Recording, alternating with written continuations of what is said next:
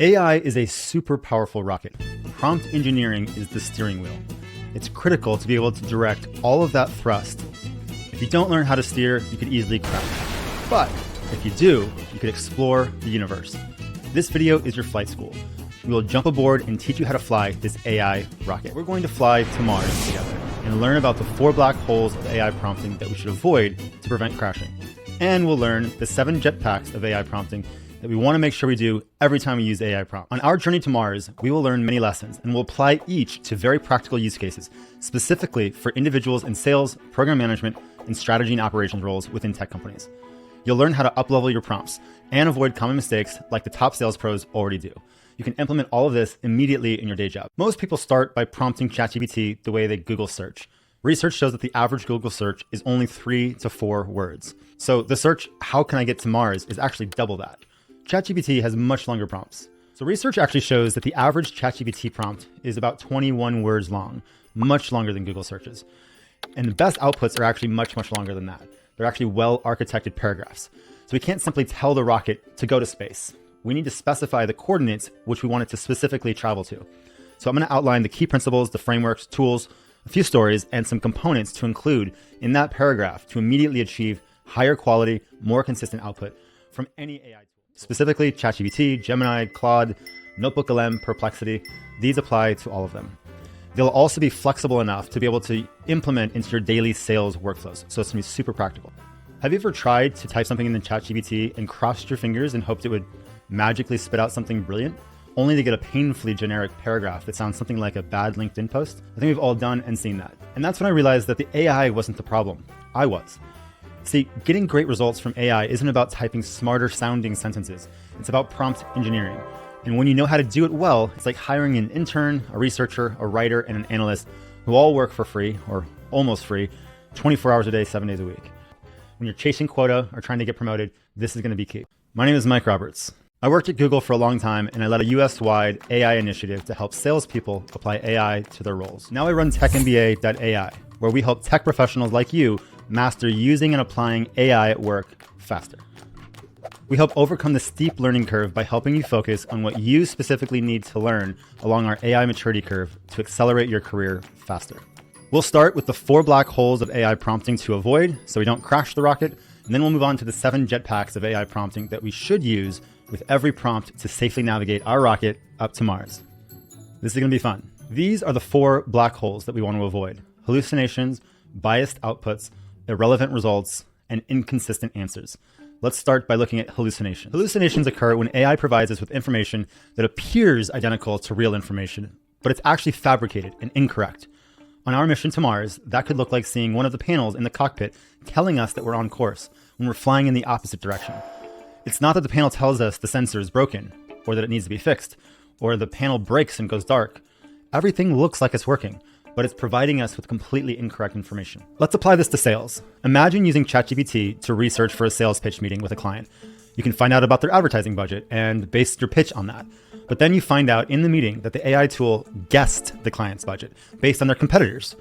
That could be highly embarrassing, causing you to lose credibility and making it really hard to get another meeting with them, or at the very least, delaying the sales process. Practically, I've seen ChatGPT and other tools do this when searching for trended information, such as this chart.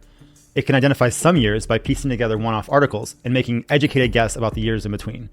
Or it'll pull from public earnings reports. However, the client didn't go public until halfway through the date range that you requested, so it'll make a reasonable and educated guess about the years before that. Another common challenge is that it will be sourced from inaccurate sources. ChatGPT may pull in a source from an analyst making a prediction about Nike, rather than pulling in their actual numbers. Another example of hallucinations can come with quotes. Sometimes it's really effective to incorporate quotes from senior executives of your clients into your sales pitch. It can clarify the biggest priorities, or it can help you show how your solution helps the larger business with their objectives.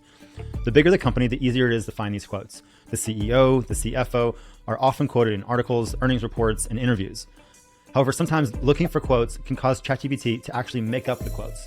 It can base the quote on other information that the CEO has said, and so it seems and it reflects what they might have said in that scenario. In this example, the Nike CEO might have expressed that he expects the category to have consolidated through mergers and acquisitions, but didn't go as far as to say that they would actually make and planned on making an acquisition. And it would be terrible to misquote your client's CEO, and even worse, base your whole pitch on it. Another prevalent example of hallucinations, particularly at tech companies, is when we write prompts that expect to use internal non-public information. For example, if you're prompting an AI chatbot about your company's future product releases, you have concrete plans internally about these features being released, but those aren't public yet.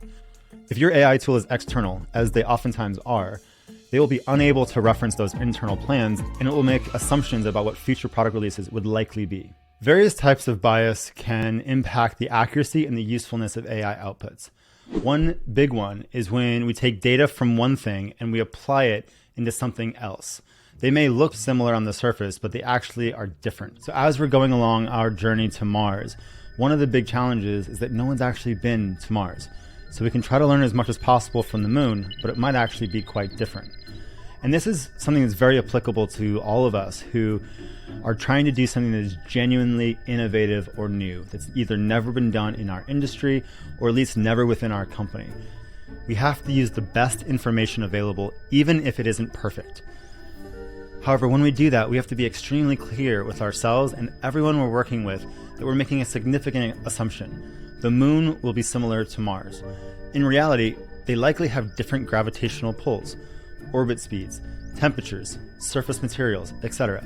So it's crucial to remember when we're working with our best estimates and not facts. Bias in AI doesn't always look like something offensive or obviously wrong. Sometimes what appears to be logical is actually based on incorrect assumptions. Look at these circles. Imagine you have 4 customer segments. One of them, the big one, is your bread and butter, the core buyers of your flagship product. Another segment is small. Perhaps it's a new vertical or an emerging buyer persona that you're trying to reach and you're trying to grow. Here's the risk. If you prompt ChatGPT to analyze this new segment without providing it real, relevant context specifically to that segment, it's going to default to what it has seen the most before, the big circle, which is the flagship segment. That might mean writing messages that assume deep product familiarity, or emphasizing the wrong benefits, such as performance instead of ease of use, simply because that's what the core buyers of the flagship product care about and are familiar with. It's not that the AI is broken. It's trained to guess from the patterns, and most of the patterns it's seen aren't about your edge cases. They're about your biggest buckets. In real sales use cases, I've seen this lead to assumptions about budget, job title, tech stack, or priorities, all because the prompt didn't clarify which segment we're actually focused on right now. And the result, you risk walking into a pitch using language or logic that doesn't resonate with your audience, or worse, that's entirely off the mark. To avoid this, use prompting like a scalpel, not a sledgehammer. Specify the segment. If possible, link to real data or documents. Ask ChatGPT to highlight where its response may be biased or be making assumptions. Bias isn't always malicious, but if we're not careful, it can quietly steer the rocket off course. In sales, this could cost you trust, time, or the entire deal. Irrelevant results happen when AI gives you information that's polished, well-formatted, but has nothing to do with the task. On our mission to Mars, that looks like flying straight into an asteroid field, and the navigation system starts telling you about the weather on Saturn. The problem isn't that the system is broken. We're asking the wrong question, or we're not providing enough information to go on. And now, when we have a critical and a very time-sensitive task, the AI is completely unhelpful because our prompt asks the wrong question. We often get irrelevant results because our question is vague, and the AI interprets it in a way that we just didn't expect. Prompt engineering is how we tune the system and how we get much more precise at asking the right questions that we can actually use for this specific task that we're tackling right now. Getting irrelevant results is super common. They're not wrong, they're not hallucinated, they're just off topic. And bad prompts equals bad results. Here's what it looks like in real life. Here we're looking at a transcript from a sales call. And if you've been in the field, this probably looks familiar. Half the call is spent talking about the weather, scheduling the next meeting, walking through how to use some specific feature in the product. And that's all practical context for a human, but not what moves the deal forward.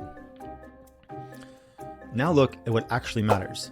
2 short lines buried in all of that text. Key customer pain point identified, and upsell deal breaker objection uncovered that wasn't resolved. That's where the deal is made or lost, and that's what you want the AI to find and focus on. If your prompt just says, summarize this call, you'll likely receive a polite, fluffy recap, a paragraph about how it was a productive discussion with a list of features mentioned and a list of next steps. Getting that is a complete waste of your time. Instead, you need to prompt with precision. For example, analyze this transcript and extract A, the customer's biggest pain point, and B, the unresolved objection that would prevent this deal from closing. Now the AI knows what signal to look for. and what noise to ignore. And in tech sales, every minute counts. If you waste cycles sifting through irrelevant results, you're not just losing time, you're losing opportunities. Speed is key. And effective prompting doesn't just get you an answer, it gets you the correct answer to the right question at the right time. So don't just ask for a summary. Steer your rocket straight toward the insight that closes the deal. Inconsistent answers happen when AI gives you a different result each time you ask the same question, even though nothing's changed. On our mission to Mars, it's like seeing the low oxygen warning flashing on and off. 1 minute, it's an emergency. The next, everything looks fine. Then it's back. You're left wondering, is this real or is this just a glitch? And that uncertainty is dangerous. If you ignore it and it's real, you suffocate. However, if you overreact, you waste time and energy, potentially worsening the situation. Prompt engineering locks in consistency. It's how we calibrate the system so we get steady, trustworthy data we can actually use to steer the mission. Imagine asking ChatGPT to list the top 3 differentiators for your product, and then asking it again tomorrow and getting a completely different answer. That's inconsistent prompting. The same question, the same data, but different outputs. Which one do you trust? Which do you put in front of your client? To fix it, clarify what source the AI should use. Be specific about tone, role, and output structure, and always ask it to highlight if it's making assumptions. Because in sales, if your pitch shifts every time you run it, your credibility does too. Inconsistent answers are among the most dangerous traps in prompt engineering, especially in sales where your credibility depends on accuracy and clarity. Here's what that looks like in practice. You start with a simple prompt. List the top 3 differentiators for product X versus competitor Y. Seems pretty simple. But then you try the same prompt again, and each time the answers change. First, it calls out that your product is cheaper. No, wait, it's more premium. Then it has more features, but then again, it actually has fewer features.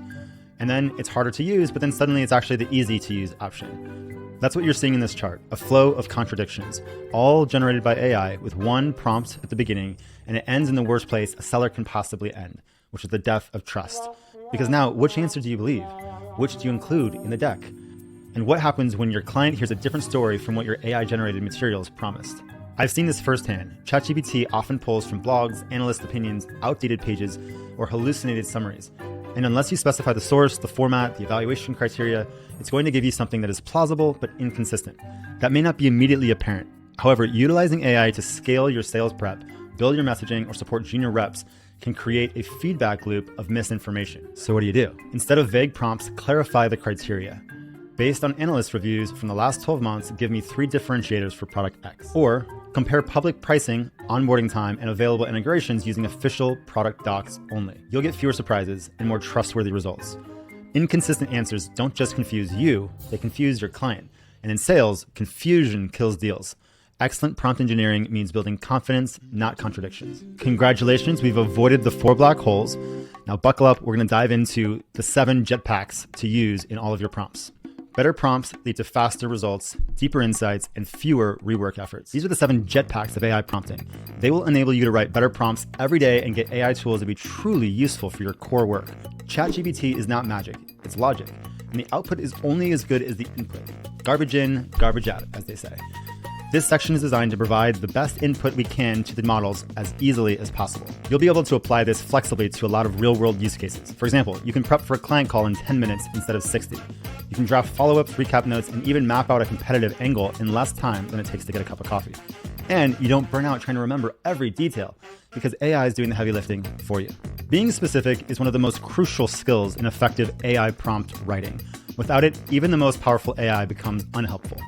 On our mission to Mars, picture this. There's 2 astronauts outside the ship, mid-repair, surrounded by hundreds of wires. Ground control radios in and says, just fix the one that looks wrong. That's not helpful. That's how you blow a fuse, or worse, sever the wrong system entirely. You can also think of it like a GPS. You don't just say, drive somewhere cool. You give it a specific destination. And when you do that, it's incredibly helpful in giving you turn-by-turn direction. But until you give it that specific address and direction, it's completely useless. It's the same with prompting with ChatGPT. If you say something like, help me write a follow-up, it will make an educated guess, but you'll end up spending more time editing it than it would have taken you to just do it yourself. Prompt engineering is your steering wheel, and being specific allows you to actually turn the wheel where you need to go. The clearer your prompt, the more precise and valuable the AI's response. Now let's look at a sales example. One of the biggest mistakes I see sales professionals make with AI isn't asking the wrong question. It's not asking a specific enough one. Let's say we just had a client call. We recorded it, and now we have the transcript. And you drop it into ChatGPT and you just say, summarize this call. Famous last words. You'll probably get back something friendly and vague.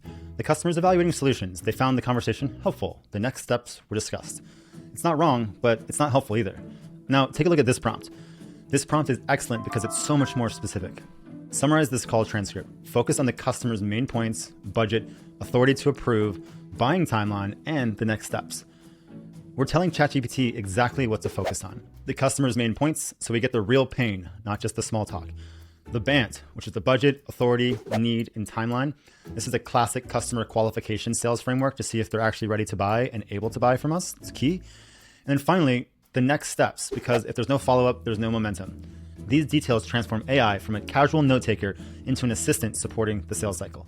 Without this level of specificity, AI makes assumptions, and assumptions in sales, that's how deals stall, or worse, how you walk into the next meeting unprepared and get completely caught off guard. I've seen reps and myself rely on a vague summary and miss key objections. I've seen follow-ups go out without understanding who the actual decision maker is, just because the AI didn't surface it and no one told it to look. So when prompting ChatGPT, tell it what to look for. Use a sales framework like BANT and make the output actionable. Being specific isn't about adding more words, but giving clear direction. It's the difference between flying towards Mars and drifting somewhere into space. It's easy to see why adding one additional sentence to this prompt yields a much more helpful output. Context enables AI to make informed, safe decisions, especially when things become risky. On our mission to Mars, imagine launching a rocket straight into a lightning storm without informing the flight system that a storm is happening. Everything else is working. The engines are firing. The coordinates, they're locked in. But without the weather report, that critical piece of context, the rocket just can't adjust, and we're headed for disaster. That's what it's like when we ask ChatGPT to help with a sales email, but don't mention the industry, the persona, the objections they raised during the last call. The AI might take off, but it's flying blind. Context makes the difference between getting a generic output and something that's actually useful. Regarding AI prompting, context isn't just helpful, it's critical. This is an excellent example of how to provide relevant context in a prompt. Let's break it down. Imagine you have just finished a call with Elliot Hill, the CEO of Nike, and your job is to follow up with a summary and next steps. If you simply write, summarize this transcript, ChatGPT will do its best, but it's essentially guessing in the dark. It might treat this like a generic discovery call with a mid-level manager and miss out on the strategic weight of a meeting like this. Or worse, it could make assumptions, such as flagging irrelevant budget concerns or suggesting next steps that are too tactical for a CEO to address. Now, compare that with this prompt. We've added another sentence to the prompt with some additional relevant context to make it even sharper. This is a call with Elliot Hill, Nike CEO, and the purpose was to formalize our partnership. Here we've included the person's name and job title, Elliot Hill, Nike CEO. We specified the purpose to formalize our partnership. We've already told ChatGPT what to focus on, pain points, budget, authority, timeline, next steps, etc. That context completely changes the output. You're no longer getting a generic recap. You're getting an AI that understands this is a high-stakes executive-level meeting where the details matter. In real sales workflows, I've seen reps leave this out, and they get summaries that sound polished but completely miss the moment. You end up either rewriting everything or, worse, you send something that underwhelms the exec that you just pitched. AI is not a psychic. It's predictive, and it responds to the patterns that it knows. If you don't provide it with the context, it will default to the average, and the average is definitely not strategic. So when you prompt, give it what you know. Who was in the room? What was the goal? And what to prioritize in the output. That's how you move from decent summaries to genuinely useful tools. It's easy to think that more is better, especially when it comes to adding context, but that's not always the case. Irrelevant context is the distraction for the models. Here's 3 examples of information to not include in the prompt. When we discuss adding relevant context to your prompts, we don't just mean any details that come to mind. We suggest the correct information, the ones that directly affect the output that you want from the AI in this particular use case. So let's build on the same example from before. We've already added a lot of context that sets us up for success. It already understands the seniority of the person, the goal of the conversation, etc. But then here comes the distractions. With this first one, Elliot likes playing golf, lives in Portland, and is a basketball fan. That's fun trivia, but ChatGPT doesn't need that to write a sales summary, and it might even get confused, pulling in irrelevant lifestyle content or tone. In this second example, Nike's market cap is $92 billion, and it operates in 107 countries. That might sound helpful, but it's not tied to this conversation. If the AI tries to summarize based on that, it might overemphasize scale when you're actually discussing a regional pilot. In this third example, the shoe category is growing at a 5% CAGR thanks to athleisure trends. That's great for a market research deck, but unless the client brings this up on the call, it's just noise. Do you see the difference? Relevant context means telling the AI what it needs to focus on, not throwing in background that can distract it or pollute the output. Here's the risk. ChatGPT starts prioritizing the wrong things when you overload your prompt with extra information. You end up with summaries that sound right, but they miss the point, or worse, they over-index on something the client never actually said, or you didn't actually talk about. And that's where trust erodes, one fuzzy AI summary at a time. So be sharp, be intentional. Include the context that shapes the conversation, such as the names, the roles, the purpose, the focus. Leave out the fluff, lifestyle facts, broad company stats, and industry noise. That's how you help AI help you and keep the rocket pointed towards Mars. Specifying the output structure is like speaking the correct language at the right time, clearly, concisely, and in the format that your mission needs. Okay, imagine a NASA team trying to transmit instructions to the spacecraft on our way to Mars, but they forgot to specify whether a measurement is in meters or in feet, and the whole mission will veer off course. That's actually not a hypothetical, that actually happened. NASA actually missed Mars by 100 miles, and they wasted $237 million just because the units weren't precise. One system used metric units and the other used English units. The same thing happens with AI. If you don't ask for a bullet list, a table, or a 3-sentence summary, you're going to get a wall of text, and that won't necessarily fit into the rest of your workflow. So structure isn't optional when building prompts for sales tasks, such as follow-up emails, battle cards, or pitch frameworks. It's how you integrate AI output into the next step in your process without having to start over. And one of the most significant upgrades you can make to your prompts, and one of the easiest to overlook, is the output structure. So prompting is your steering wheel, but structure, that's your autopilot. We've continued to build on our prompt with this piece. Structure it in headlines and bullet points to add to our Salesforce CRM. When writing prompts for ChatGPT, it's not enough to simply state what you want. You have to also specify how you want it to be delivered. That's where the output structure becomes essential. It transforms generic AI responses into actionable insights, seamlessly integrating into your sales workflow. If you don't tell ChatGPT how to deliver the output, it will make an educated guess. And that guess could slow you down, or worse, confuse your team. Let's continue this example from the Nike sales call. If your prompt just says, summarize this call, ChatGPT will do that, but it'll probably take a whole paragraph, maybe even a few. Helpful? Maybe. Actionable? Not really. So let's break down why this structure helps with this specific use case. First off, asking for bullet points tells the AI to cut the fluff and reach the point faster. Second, specifying it to format it for a Salesforce CRM tells the AI this content needs to plug into a system, not be an essay. And then third, asking for headlines creates a structure that matches how humans and CRMs actually process the summaries into one key theme and then the details. There are two main benefits to adding this structure. First off, it's easier to scan. It's a structured response that's simpler to read and integrate into your workflow. Secondly, it has a purposeful output. By specifying how the content will be used, you guide the AI to make a ton of small decisions that will help you emphasize relevant information for your specific use case. When you skip the structure, you often get a wall of text output that feels helpful, but it actually takes more time to clean that up than just writing it yourself. And in sales, speed and clarity are crucial. When using AI to support a workflow, provide the format upfront. Whether it's a CRM input, an email draft, a slide deck outline, or a client-facing document. Prompting is not just about what you want, but how you need it delivered. In a world where AI is your rocket ship, the structure lets it dock cleanly with the rest of your systems. These are 3 examples of information not to include in the prompt. They can initially seem helpful, however, let's look at why they aren't. Now look at the 3 flagged examples here of what not to include. First, package the output into a story where the client is the hero. That might sound creative, but it totally conflicts with the task. You're trying to log information into Salesforce, not pitch a Pixar script. The second example, structure it into a comprehensive report. Again, this is the wrong fit.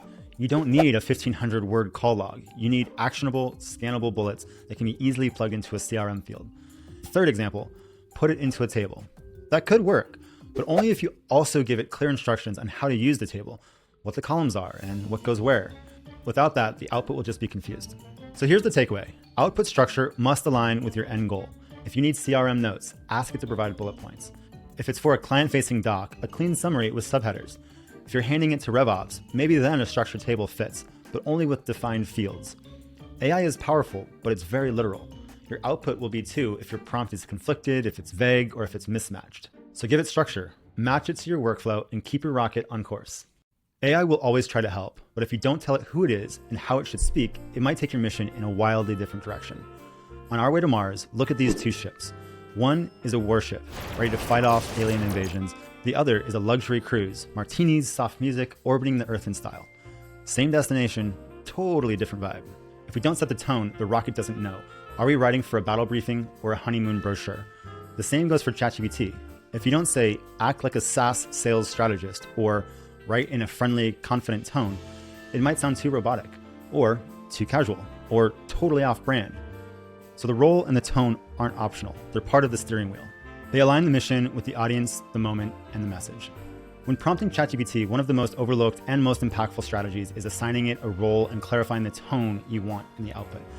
In this example, the prompt is already solid. It includes the customer, their title, the goal of the call, and the structure we want. But what really upgrades it next is this last sentence. Your role is a big tech sales executive. That one line changes everything. Why? Now the AI knows which lens to use when viewing the conversation. It tells ChatGPT, first, this is a business critical matter, not a brainstorming session. Second, prioritize precision and clarity, not theory. And then third, speak with confidence, like someone who closes big deals. Let's break down why each part of this sentence helps. First, the big tech part provides ChatGPT with industry context. A prompt written from a SaaS startup's point of view will sound very different from one written with an enterprise sales culture in mind. Big tech means long deal sales cycles, complex buying committees, and language that reflects the scale of the business. Secondly, sales indicates that now the AI is acting like a marketer or a support agent. It knows to focus on what drives revenue, such as objections, decision makers, urgency, and opportunity risk. And this third piece here, executive, tells the AI to speak with clarity, authority, and strategic insight.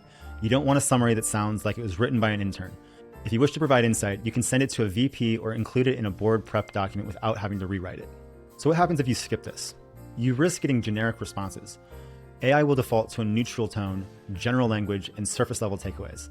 That might be fine for a blog post, but not for a revenue critical conversation with Nike's CEO. And when your prompt isn't aligned with the role, your tone might be too casual, too soft, or totally misaligned with your audience. So when in doubt, assign a role. Be explicit. Tell ChatGPT, act like a VP of sales at a $10 billion cloud company. Or, you're a strategic advisor preparing a deal brief for an enterprise team. The role plus tone gives the AI a voice. Without it, you're leaving your sales materials to guesswork.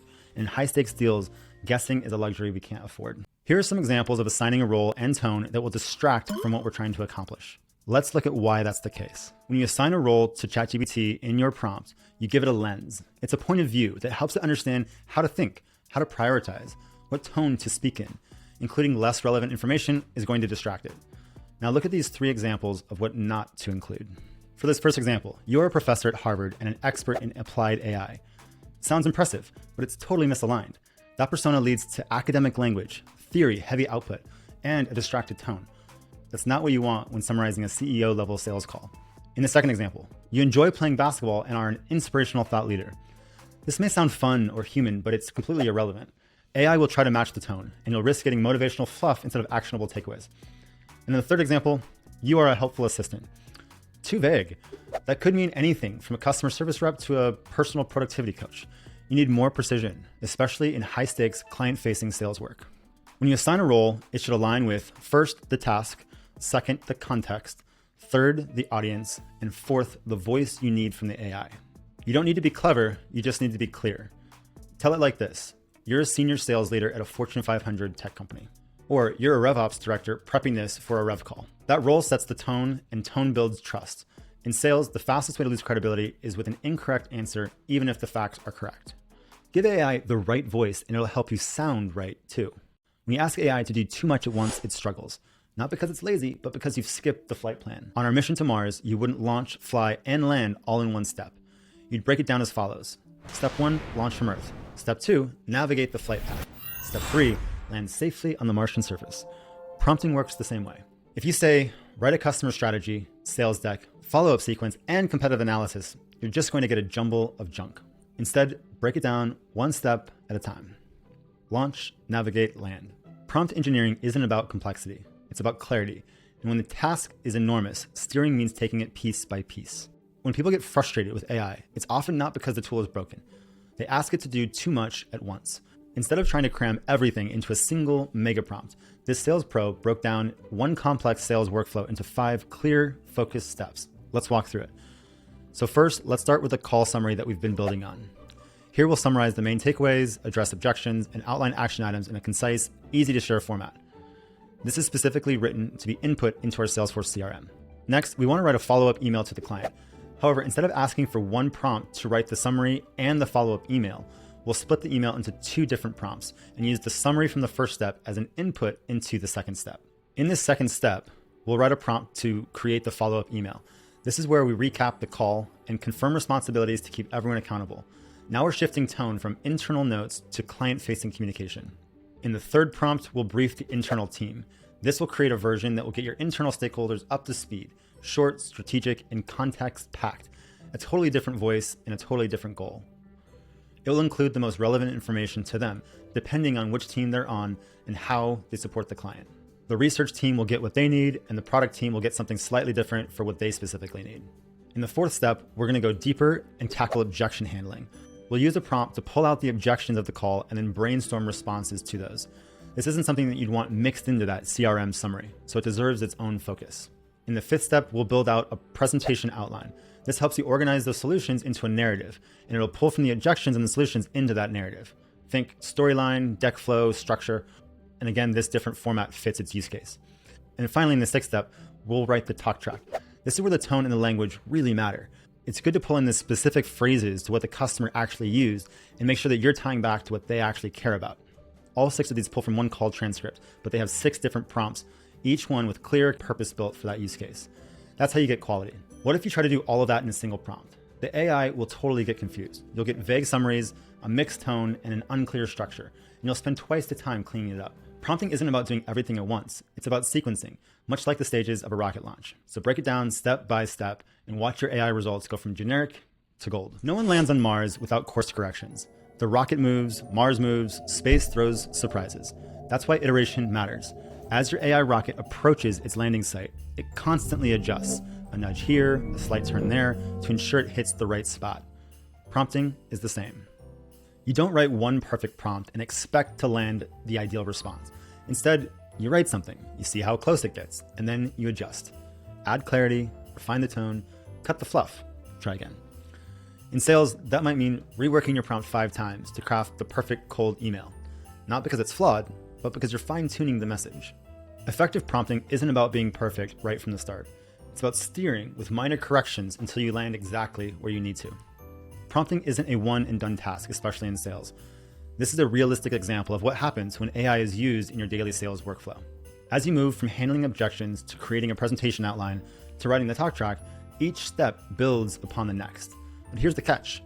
As you move forward, you may find that the previous prompt wasn't strong enough, or not focused enough, or not producing the best output that would become the best input for the next step. The summary in the previous step may not have captured the nuance behind the objection, or the talk track sounds off because the presentation outline was a bit too generic. Or when writing the follow-up email, you realize the original summary never mentioned the next steps that you know was discussed. And that's why those arrows on screen go both ways. When the output in step 3 feels weak, don't just fix step 3, address the underlying issue. Go back to step 1, refine that prompt, clarify what the AI should extract. Maybe you add highlight objections and who raised them, then rerun it and regenerate the following outputs. This isn't just a tip for better results, this is a habit to do all the time. Because the more complex your workflow gets, the more prompts you change together, the more small flaws compound downstream. That's why effective prompting isn't just about writing good first drafts, it's about debugging your prompt chain and treating your prompts like part of a system. Just like you test a sales deck before presenting it to a client, you test and tighten each prompt so it fuels the next one correctly. So iterate early, refine often. With AI, the better your input, the smoother your entire sales engine runs all the way to closed in 1. Even with a flawless flight plan, space is unpredictable. As we descend towards Mars, storms roll in, terrain shifts, and what was safe yesterday might be dangerous now. That's why real-time data matters. We'd want the latest weather updates and surface scans in our rocket, not the old maps from launch day. And in prompting, that's where retrieval-augmented generation, or RAG, comes in. It lets you ground your AI's answers in fresh, specific information, such as call transcripts, sales notes, product specifications, or real-time marketing data. Without it, you're landing blind. The AI may sound confident, but it's drawing from memory, not from the current reality. Using RAG sources is how we stay sharp, we stay current, and we steer through the final descent without crashing into outdated assumptions. Sometimes AI provides answers that sound intelligent, but they're often based on guesses or on outdated information, not facts. And in sales, that can lead to disaster. What you see here is the difference between good and next level prompting. On the left, we have an excellent, well-structured prompt.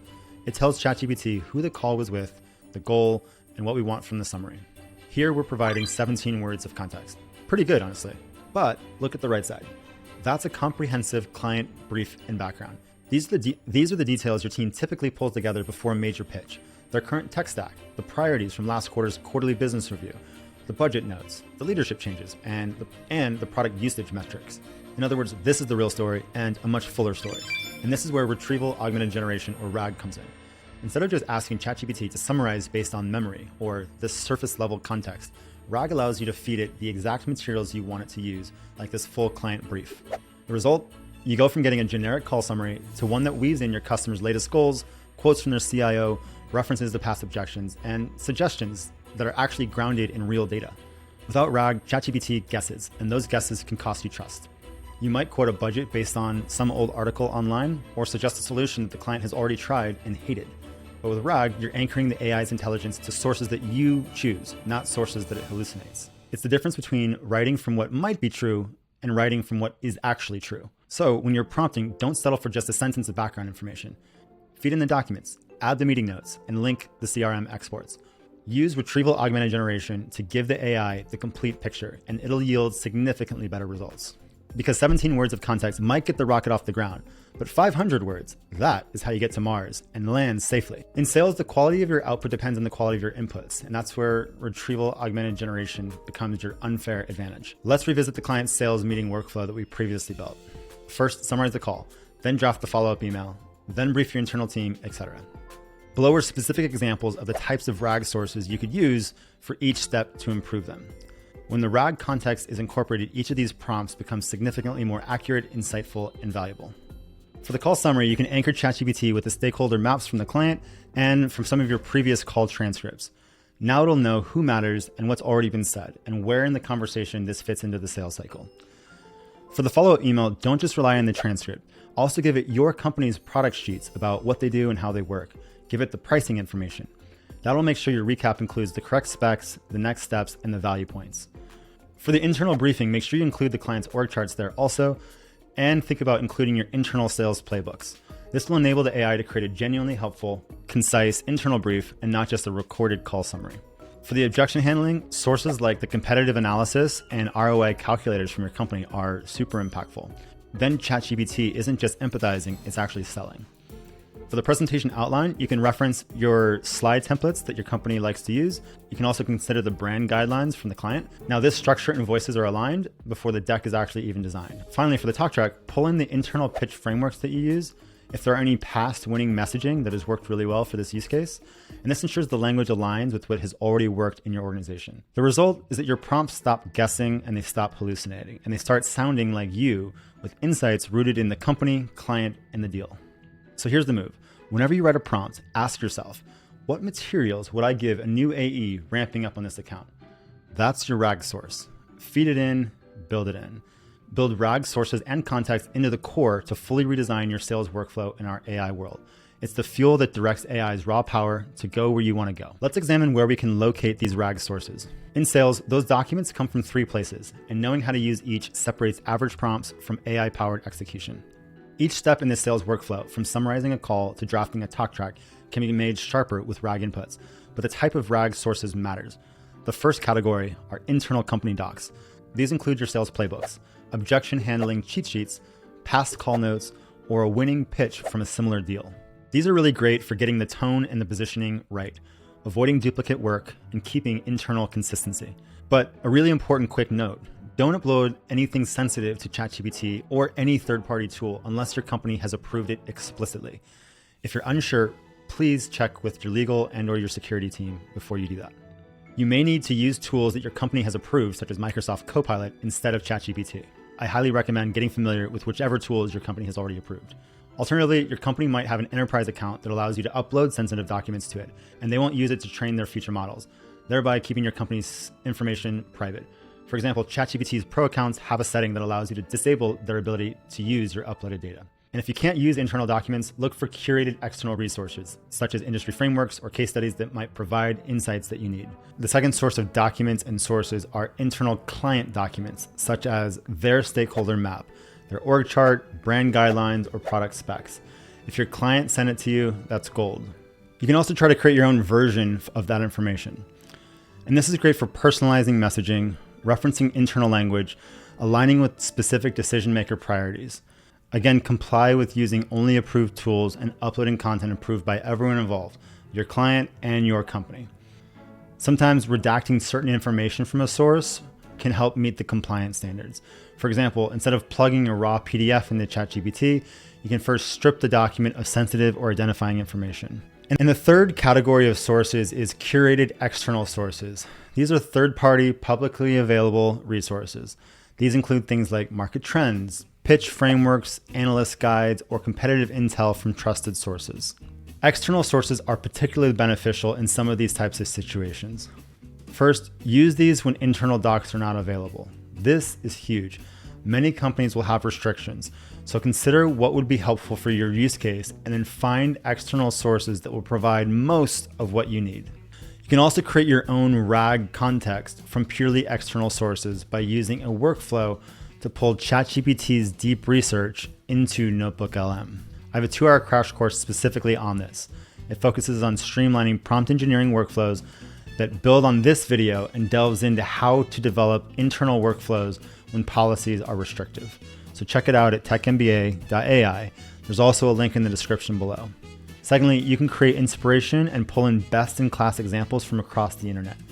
Pull in storytelling frameworks from TED Talks, sales psychology research, the client's public information, and what analysts have written about them. And a third great use case for external documents is before you've gotten internal documents.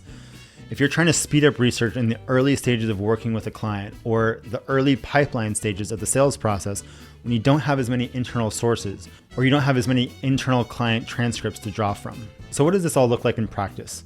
When you're summarizing a call, pair the transcript with your internal stakeholder notes and a client-facing deck from a similar account.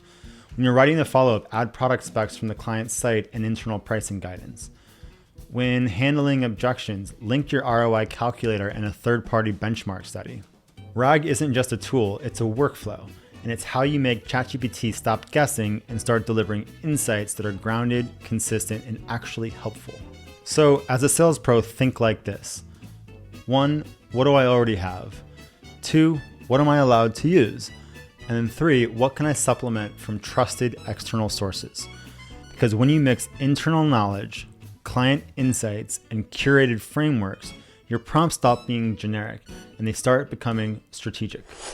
Every space mission has 2 paths, the one that ends in a black hole and the one that gets you to Mars. In AI prompting, it's the same.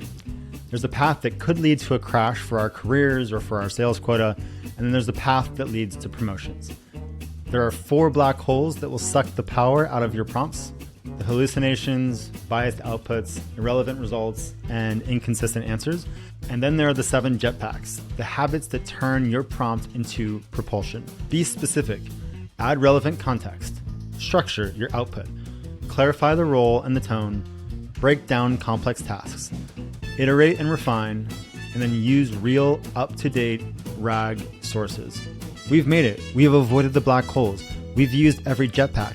And we've successfully landed on Mars. Not just safely, but ready to celebrate. Prompt engineering isn't about tricks, it's about flying smarter. So don't just fire up the rocket and hope, steer it, upgrade it, and jetpack your way to results. Thanks for watching from TechMBA.ai, where we help you master applying AI faster. Join the mission and visit TechMBA.ai. There are 3 great ways we can help.